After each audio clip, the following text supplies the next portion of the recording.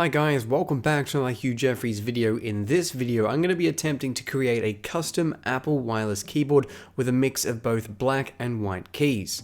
I got this idea a few years back after I saw some people do a similar thing to some old white MacBooks from 2006.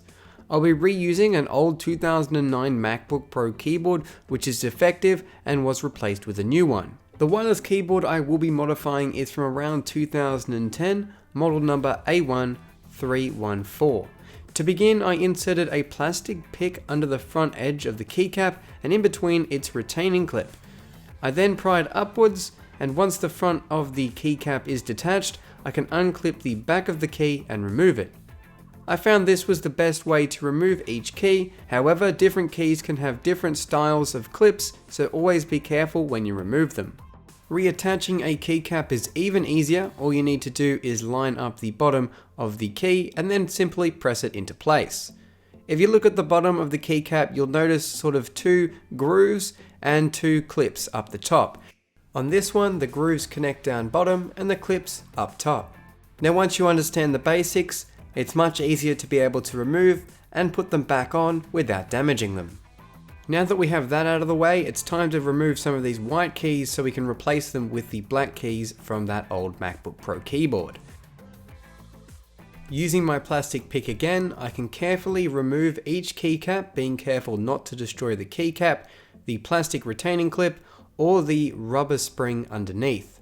Once that's out of the way, we can complete the same process with the black ones, and giving those a good clean with a sponge, we can reinstall them back into place. The keys simply press back into place and suddenly this keyboard is already looking much nicer than it did before. Being able to change the color of each key opens an unlimited amount of design options. Mine was to replace all keys to make a fully black keyboard, a color this keyboard never came in. So I simply started by doing the most complicated, which included the arrow keys, shift, enter, delete, caps lock, tab, and the spacebar key. And the reason for this is they have little metal brackets underneath them and they need to be installed correctly so the key actually functions properly on the keyboard itself. Now this can be a very time-consuming process depending on what pattern or what keys you change on this keyboard. Now once you do a few, you get a bit of a rhythm on how to do the whole process and sort of know the best way of getting each key off. I decided it would be quicker and easier if I did a row at a time, so I removed the entire top row of keys and then obviously just put all the black keys back on. However, I ran into quite a big issue.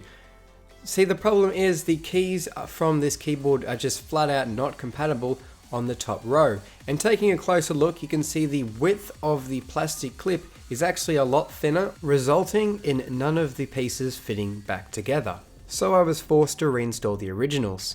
There goes my plan of making a fully black keyboard with the 2009 MacBook Pro keyboards. Now there may be a compatible Apple keyboard made that actually will fit the top function row keys.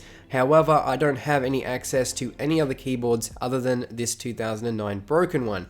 So I'm just going to have to work with what I got and change as many keys as I can. The whole bottom row was compatible with the 2009 black parts, so they just clipped right back into place, as well as all of the shift, caps lock, and tab key. Now I'm really liking the black on silver design. I think it reminds me of the MacBook Pros and MacBook Airs, which I think just makes this wireless keyboard look a little bit more professional and fit in better with my setup. Now I opted to change the spacebar as well. However, that's entirely up to you if you're doing this along at home. So I flipped that up and it actually has two retaining brackets which need to be aligned correctly for the spacebar to work properly. So you need to take your time when installing that back on. After installing the spacebar, I ran into a little bit of a problem.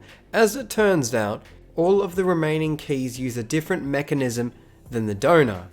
As you can see, the orientation is different, which means the cap itself can't clip back into place. So I'm unable to change any of the other keys to black. So this is it, a multicolored black and white Apple wireless keyboard. Although it didn't turn out as planned, it's still custom and I still think it's a very unique design as this pattern is something that you don't see on any other Apple wireless keyboard. Although I would have liked to make the keyboard completely black, I didn't have the correct keycaps. Apple is known for changing their key design a number of times, so it wouldn't surprise me if I could use keys from a Retina MacBook Pro to replace the remaining white ones. And on that note, this has been a Hugh Jeffries video. If you like what you saw, hit that subscribe button and consider checking out the custom tech playlist for more videos just like this one. Also, make sure to follow me on my social media, link for which is down in the description. That's all for this video, and I'll catch you guys next time.